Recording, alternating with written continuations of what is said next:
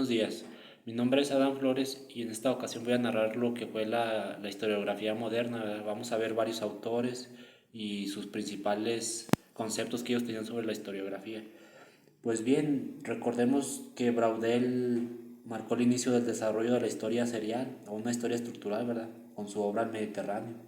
Su hegemonía duró durante 2 décadas y fue hasta la década de 1970, que como consecuencia trajo el surgimiento de una nueva corriente historiográfica, generando cambios. En estos cambios, sobre todo en la historiografía occidental, vino a traer la historia de las mentalidades, que estaba ligado al ámbito francés, ¿verdad? El giro lingüístico, que más adelante vamos a verlo. Bueno, pues estos cambios fue una ampliación de la temática abordada, de nuevos métodos de análisis, una nueva reflexión epistemológica acerca de las posibilidades, los límites del conocimiento histórico, también un esquema más rígido del materialismo histórico, más aparte también la crítica al método, a las posturas teóricas de la escuela de las mentalidades, que tuvo como consecuencia el desarrollo de una nueva corriente historiográfica conocido como la historia cultural, ¿verdad? Estos elementos eran propios de la sociología y además se desarrolló el giro lingüístico con el fin de comprender mejor las realidades históricas. Por otra parte, también la crítica a los postulados más rígidos del materialismo histórico tuvo acompañado de una crisis epistemológica varios autores, ¿verdad? Se hicieron este tipo que se llamaron como el nacimiento de la posmodernidad. Bueno, pues también ahora en esta parte vamos a ver lo que publicó George Duby. Bueno, pues él publicó la historia de las mentalidades, ¿verdad?, como un objeto de estudio en sí mismo que permitía enriquecer sustancialmente la historia social hacia un primer acercamiento teórico.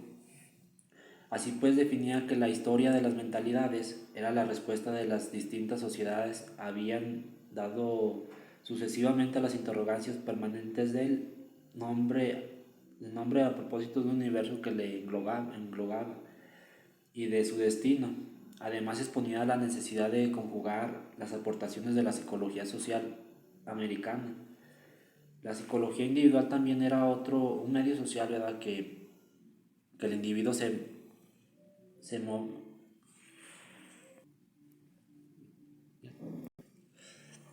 Bueno, también de todos estos, Duby establece 3 categorías de duración mentales que penetraban en todos los grupos, se encontraban en relación con los cuadros económicos, sociales y políticos, y finalmente los cuadros mentales, que eran los más resistentes a los cambios, que durante estos siglos determinaban generaciones tras generación las actitudes profundas y las conductas de los individuos.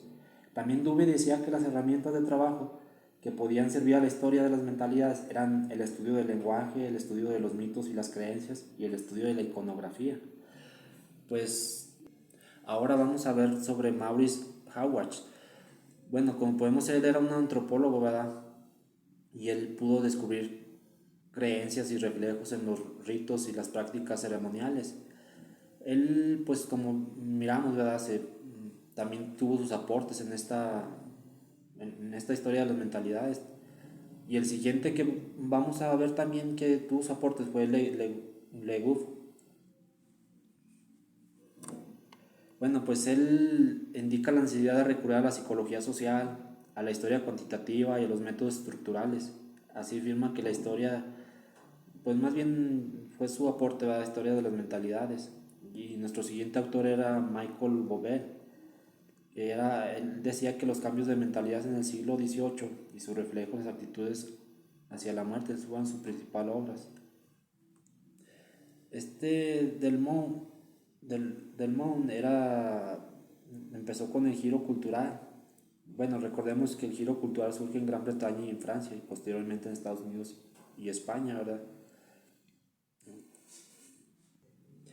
Y pues en esta corriente se conjuraban las herramientas del análisis del discurso, la importancia dada a la forma narrativa, con el estudio de las relaciones existentes entre las presentaciones culturales y las prácticas sociales de una sociedad determinada. Ahorita más adelante vamos a continuar con esto, ¿verdad? Pero seguimos con el giro lingüístico.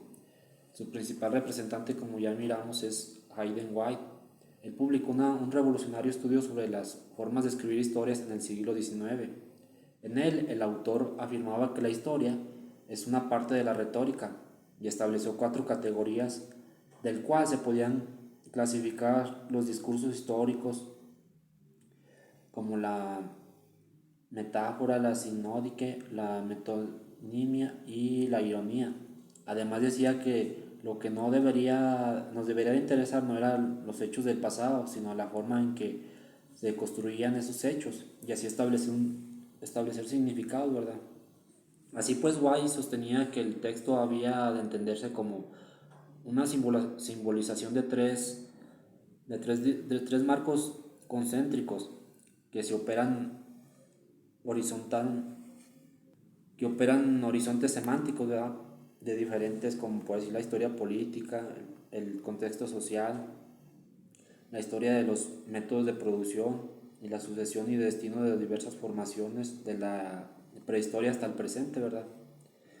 Así pues también fue como White proponía una nueva conexión a la historia, con el propósito de analizar los discursos construidos sobre los hechos del pasado, en función de unas reglas retóricas y de un marco histórico, cultural y semántico, que evidentemente cambia con el tiempo, ¿verdad?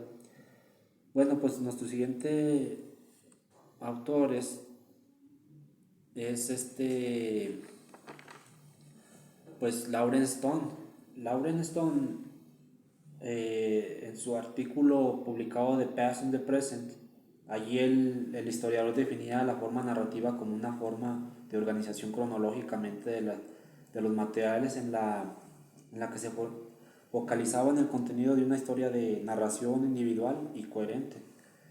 Así pues, para esto la diferencia de la forma narrativa con respecto a la historia estructural consiste en el hecho de que la primera se interesaba más por el hombre individual que por sus circunstancias, ¿verdad? Por otro lado, Stone encontró 3 causas para explicar el giro lingüístico. El primero fue la disolución respecto al el determinismo económico, ¿verdad? Como modelo de explicación histórico.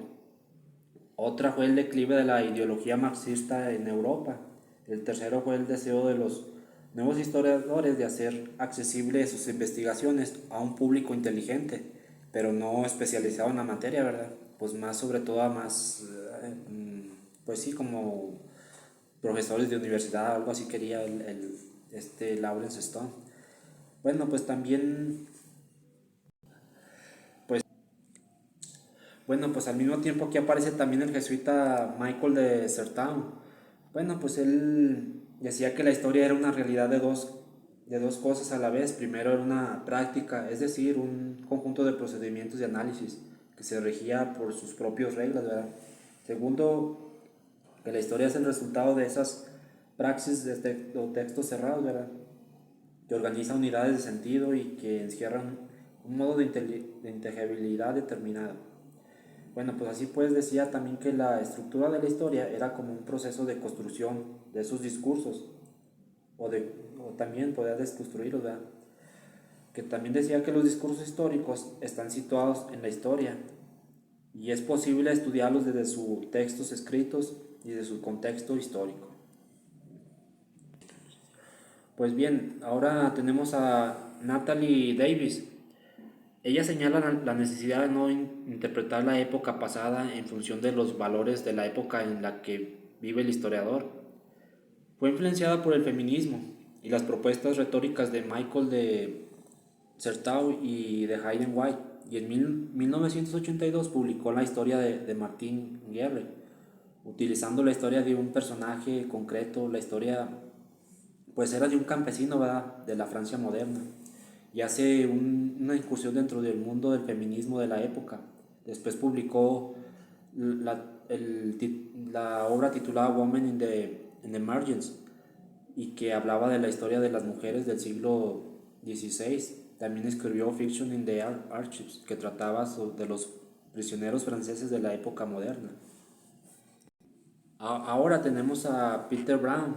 que él escribió acerca de la biografía de Agustín de Hipona, en la que citaba su contexto histórico y cultural. Después también publicó The World of the Late Antiquity en 1971, donde deja a un lado la priorización clásica y del mundo antiguo, donde se prefiere estudiar las fiestas religiosas, la muerte, el arte y la literatura. Después publicó The Making of the Late Antiquity en 1978 y finalmente en 1981 publicó The Cult of the Saints. Pues ahora tenemos a Robert Darnton, que publicó en 1982 una serie de estudios sobre la historia cultural y, y sobre la monarquía francesa, ¿verdad? Y sobre también hagan de cuenta como la historiografía cultural, o sea, eso sobre lo que él trataba. Después tenemos a Gabrielle Spinger, que ella publicó su tesis doctoral sobre las Traditions of the Saints del Santo Denis, ¿verdad? En la autora demostraba que el culto del mártir de París había sido utilizado por la monarquía para crear identidad nacional. Además decía que hubo una manipulación del pasado que obedecía a intereses particulares, ¿verdad? Ahora ya pasamos a lo que fue el giro cultural, ¿verdad? Que fue publicado por Carlos Ginzburg. Publicó la historia nocturna en 1988 junto con Lin Han, The New Cultural History, y la publicación de Roger Charter, El Mundo como Presentación. En ellos acudieron asentamientos, bueno, postulados de una corriente historiográfica sobre, ahorita vamos a ver lo que fue, ¿verdad? Sí, pues para ellos la historiografía era el concepto de la posmodernidad, era un criterio profundo a la idea del progreso, ¿verdad? Que sostiene la actividad económica, la cultura e intelectual de la sociedad occidental, desde la Ilustración hasta la década de los años 60 del siglo pues, 19, ¿verdad? Al 20. Ahora tenemos también a John Rosen. Ella sostiene que no existe la historia y que la historia no es más que una ideología eurocéntrica, lógicamente inconsistente y empíricamente sin evidencias. Decía que las prácticas históricas posmodernas tienen las siguientes características, la primera es que es una lucha en contra de las ideas del progreso y el concepto de desarrollo que produce contra imágenes, ¿verdad? Respecto a la situación actual, con el objeto de crear una conciencia sobre lo que se ha perdido. También decía que utiliza la narrativa como forma de presentación de los resultados y prefiere la descripción densa frente al análisis abstracto. También decía que se interesa la historia por la microhistoria, ¿verdad? En contraposición al estudio de las sociedades o clases. También plantea que una nueva metodología de investigación en los conceptos teóricos que tienen poca relevancia y que dice que lo más importante es describir la forma en que los individuos de otras épocas construían, experimentaban, interpretaban su propio mundo, o sea, en vez de reconstruir sus estructuras. También decía sobre el funcionamiento económico y político en las que se insertaba la vida de los seres humanos. Y también se interesaba por los llamados grupos oprimidos, mujeres, campesinos o los obreros, ¿verdad? También otro punto era, él utiliza las conceptualizaciones de la etnografía y la antropología cultural. Y por último también, bueno, también presenta los resultados de sus investigaciones con un criterio estético en el entendimiento de que la historia es una rama de la retórica. Pues recordemos que estos eran conceptos nuevos para los nuevos historiadores, ¿verdad? Eran algo nuevo, por eso es importante sus conceptos de ella. Pues también sigo con la historia cultural, se consolida aquí al inicio de los 90 con una nueva forma de hacer historia en la que se conjugan poses estructuralistas, lingüísticas, antropológicos y posmodernidad. Las tres claves que estimularon el giro cultural fueron, según Vázquez, el papel desempeñado por la antropología cultural, simbólica que puso en circulación conceptos como presentaciones, símbolos, nuevas formas de análisis. La segunda es utilizan aportes del postmarxismo, la historia de género, el análisis de imágenes y su mutua contaminación con una marcada interdisciplinaridad. Y también, por último, era el surgimiento de nuevos estudios que analizan los productos culturales y su relación con las prácticas sociales. Por otro lado, también tenemos a Eric Hobsbawm, que cuenta sobre las tradiciones que están ligadas a la monarquía británica y que muchos de los casos son inventados y que buscan determinar ciertos valores o normas, ¿verdad?, de comportamiento por medio de su repetición, lo cual implica una continuidad con el pasado y que esto es vital para continuar con sus tradiciones ficticias. Así pues, Hobsbawm cree poder identificar tres tipos de tradiciones que son las que establecen cohesión social o una pertenencia a un grupo, ¿verdad? La otra fue las que establecen estatus o autoridad. Y la tercera era la que tienen como objetivo la socialización, que involucran las creencias o sistemas de valores, con visiones, otras relaciones con el comportamiento. Finalmente, Hobsbawm decía que las tradiciones inventadas eran muy importantes para la innovación histórica, que significa el estudio de la nación, sus fenómenos así como el nacionalismo, el Estado y los símbolos nacionales, la historia y demás cosillas, ¿verdad?, que él decía. Ahora tenemos a Roger Charter, que publicó en 1989 El mundo como presentación, y decía que la ruptura de los paradigmas que había sostenido en las prácticas historiográficas permitían el surgimiento de una pluralidad de enfoques y de comprensión sobre el pasado, que estas eran como una renuncia. Bueno, pues como les digo, era una comprensión sobre el pasado, así pues él decía que se tenía que hacer una historia global capaz de articular al mismo tiempo los diferentes niveles de totalidad social, además de identificar territorial de los objetos de investigación. Y por otro lado también la importancia acordada en la división social considerado como apto para organizar las comprensiones de las diferencias y las diferencias culturales. Así pues, Charter proponía considerar que no hay práctica ni estructura que no sea producida por las presentaciones contradictorias y enfrentamientos, por las cuales los individuos y los grupos dan sentido al mundo que les es propio. Las propuestas de Charter pues se basaban en realizar el estudio de un texto, descifrando sus disposiciones internas y sus estrategias de construcción, realizar la historia de los libros, de todo objeto que lleva comunicación escrita. También era realizar un análisis de las prácticas que se apoderan de los bienes simbólicos, produciendo así significaciones diferentes, ¿verdad? Por otro lado, las aportaciones de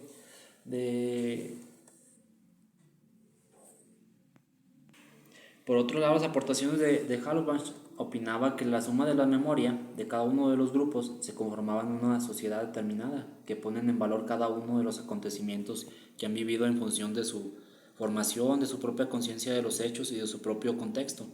También Hobsbawm plantea una división entre la historia de la nación y la historia colectiva, y otra entre la historia y la memoria colectiva.